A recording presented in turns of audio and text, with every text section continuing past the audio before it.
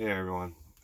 So today's video, I'm gonna just kind of go over later in the video. I'm gonna go over the components. I have them all laid out here, and then I'm going to first off give you a little bit of the backstory. Why build a computer?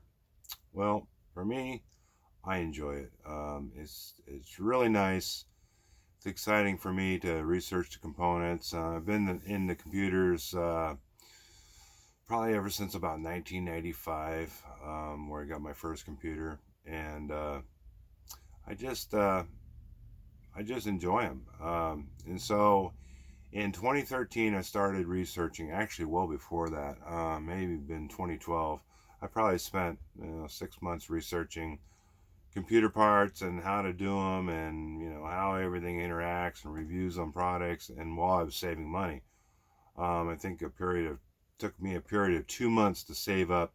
I have very limited income. Had 2 months to save up for the components, and then I just built upon that.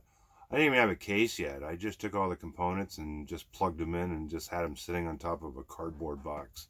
But it worked, right? Um, so I was really happy with my computer. And then later I added surround sound. I hooked it up to a HD projector, and I had well, the first one I had, and then what happened with that? That blew out or something. I can't remember. But anyways, I had a 135-inch picture, um, and it was just incredible. It was just on the wall. I didn't have a screen. I didn't have any special projector paint. I was going to, but I never got to that point. Then later I got a smaller projector, only a 120-inch picture, which is nice. It was great for gaming. It was great for watching movies. I basically did everything through my computer. Entertainment, watched the local news via streaming. Um, yeah, I did. That's pretty much what I had. And that was my life. Um, so here we are years later. I've had a laptop, and the laptop has just been unimpressive. I just really haven't liked it.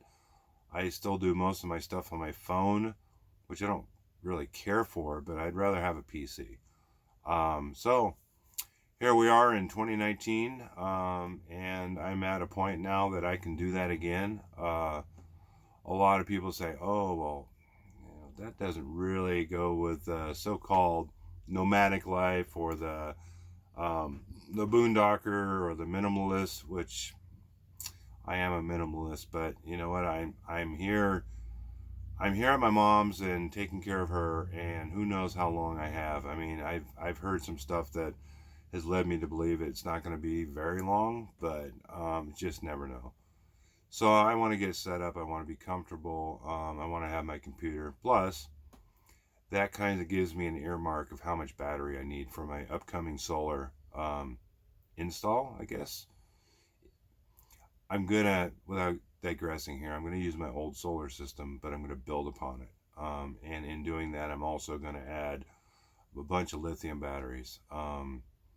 But that'll be in a future video. I'll just say I plan on having enough power to run this, or at least run it most of the time, along with air conditioning and anything else I need, without a generator or whatever. So I wanted to share with you guys my build. I just thought that some people might find it interesting. Like I've said before, I totally understand if there's people that could care less about building a computer or how it's done or whatever. And that's great. If that's not your cup of tea, then, by all means, I mean, don't watch.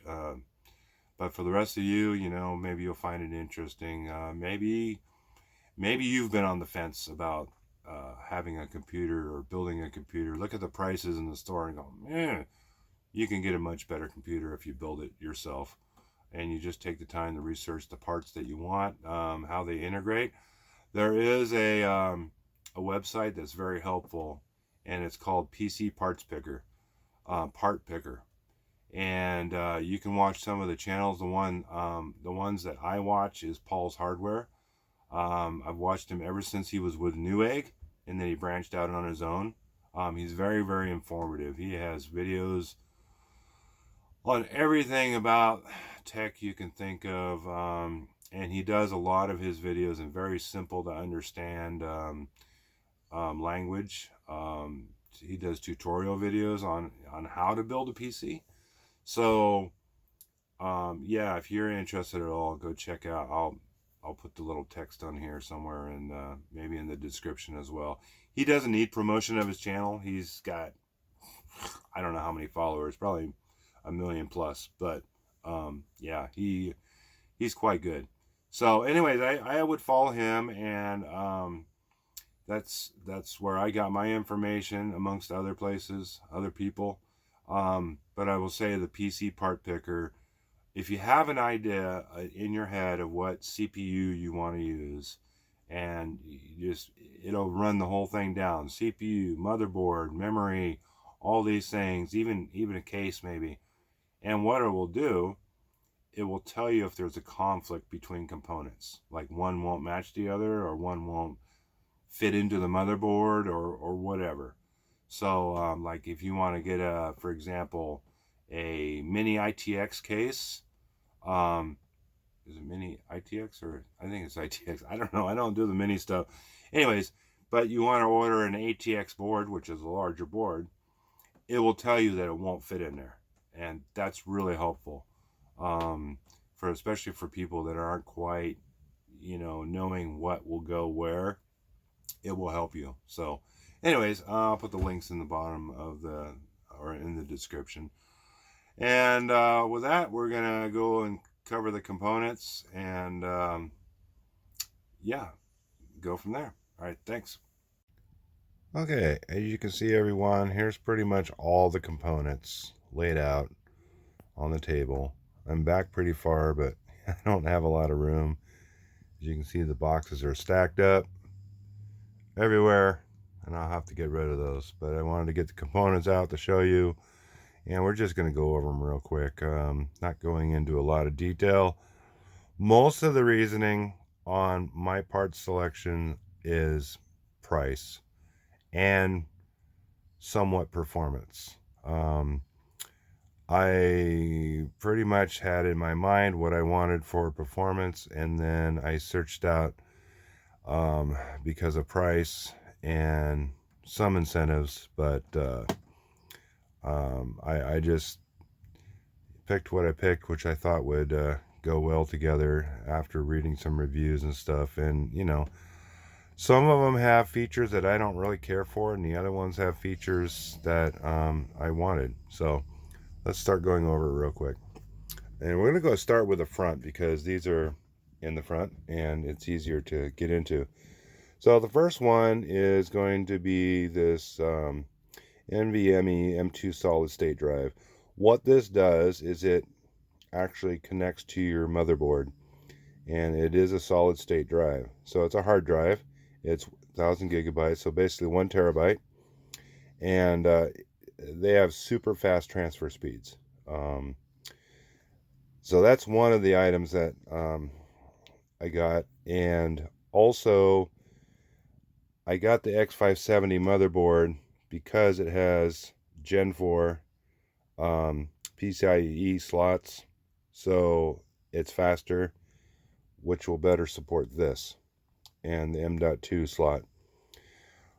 Additional storage is going to be the Samsung, if I can get the lighting right on this thing, 860 QVO. It's also 1 terabyte solid state drive. It hooks up like a normal drive does, but neither one of these are mechanical. These are a lot faster than a mechanical, and I'm not going to go into the numbers. You guys can look that up if you want. And this isn't a tutorial video, this isn't a specs video, this is just showing you what I got. So these two hard drives, this will primarily be the operating system drive and other files, and this will be more so for storage. To power this whole thing, because of a bargain, I think I got this for, I don't know, I think it was $39 or something like that. Anyways, 850 power supply. I probably only need a 650-ish power supply, maybe 750. More is better, because then you're not running your component all the way to its maximum all the time. And you have some reserve, and it uses less power that way. It's a fully modular system, as you can see. So you just plug in your cables, the ones you need to go to what component. It also is 80 plus bronze. That means it has a better efficiency rating and durability rating. What I went for memory is I went for actually 4 sticks of 16 gigs each, 3600 speed. It's been tested and found that 3600 speed on the Ryzen processors is the sweet spot.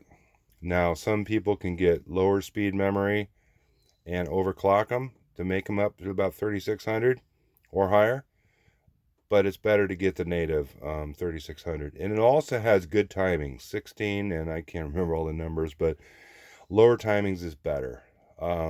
Without getting into all the details, it's just better.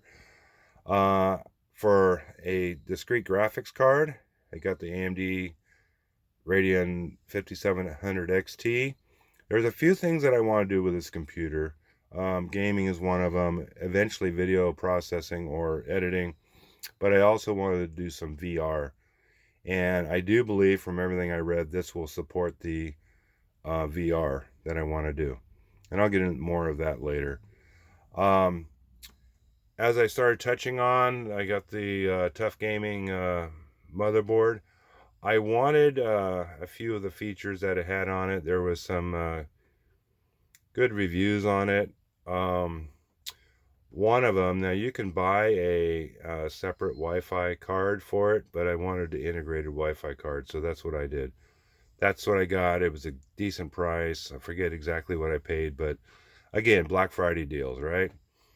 And on all these components, I'm going to go further, but all these components, sure as heck, as soon as you think you bought it for a good deal, you look at it later and find it for even a better deal. That's just the way it goes. I waited for 2 months to even purchase it on and around the Black Friday, so that's what I got. I got this mouse. You see it says RGB. I could care less about it. I got this mouse because some people had some good reviews. I wanted a corded mouse, USB corded mouse. I didn't want wireless. I didn't want to have to deal with the batteries. In my experience, you get more than a few feet away and it starts cutting out and glitching out. So I wanted a wired mouse. This has way more features than I need, but it's going to be a good mouse. To go along with that, I also got a Roseville Neon, I think they're cherry brown switches and mechanical switches. And you can change the different lighting on it, so it's good for night or whatever. I don't care about the RGB. I mean, blue backlighting would be nice. It also has a pass-through for the mouse, so I can just run one USB cord from the computer and then just plug the mouse into it. And of course, we went over the Ryzen 7. Those are basically the components that I have here. I will tell you about the case. So I told you before, it's a Be Quiet Pure Base 600. Now, I'm not convinced on the amount of cooling. It just has a little bit of an intake on here for cooling on each side. I'm probably going to modify this a little bit. It came with one fan on the top and one fan in the back. Now, I don't think that's going to be enough. I'm going to run with it right now and see what my numbers are. This also came with an air cooler.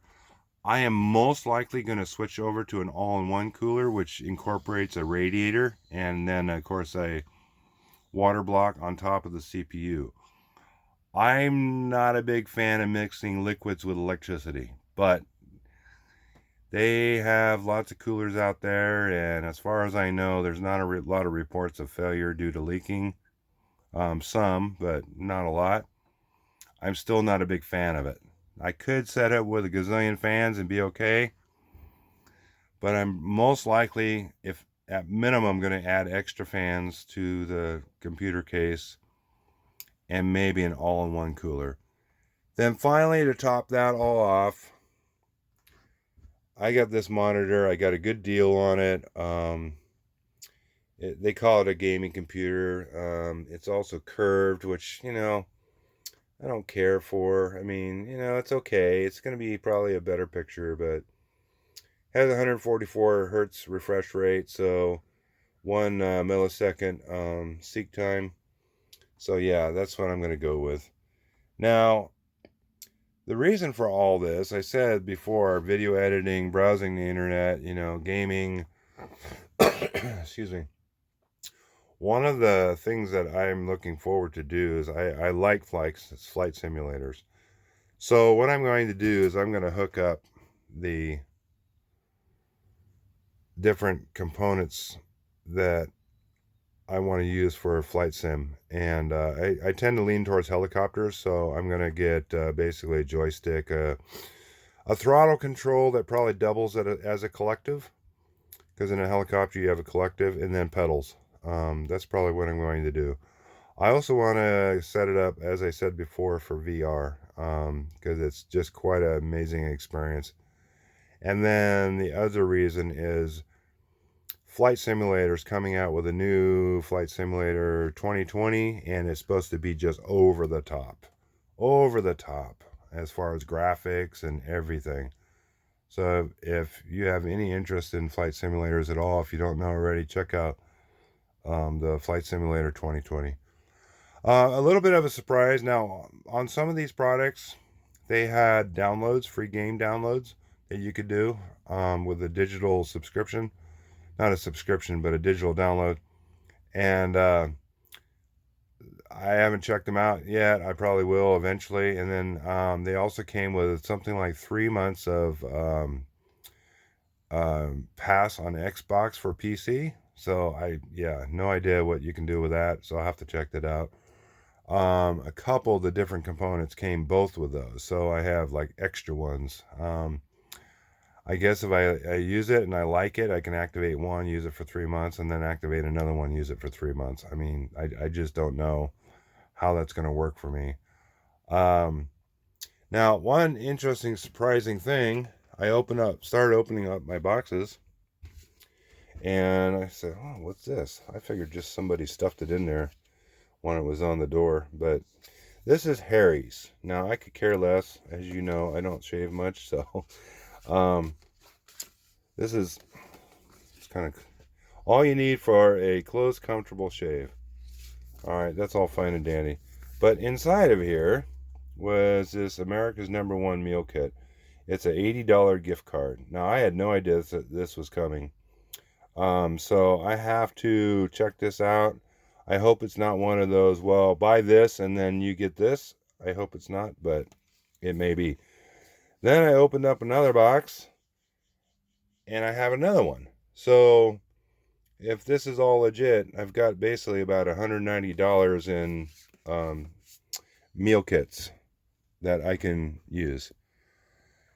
So already some good, some good savings there and some good incentives. I'm gonna get busy working on this. Now I'll go into this later because that's part of the build. Oh, and the other thing that's pictured here, if you guys didn't know, this is actually a anti-static mat.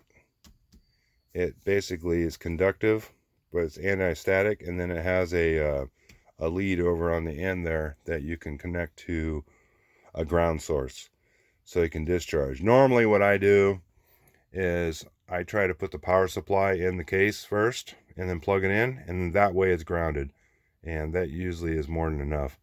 What I generally do is if it's not humid enough, I boil water or something. I get it better than 60% humidity, and that really cuts down on the static.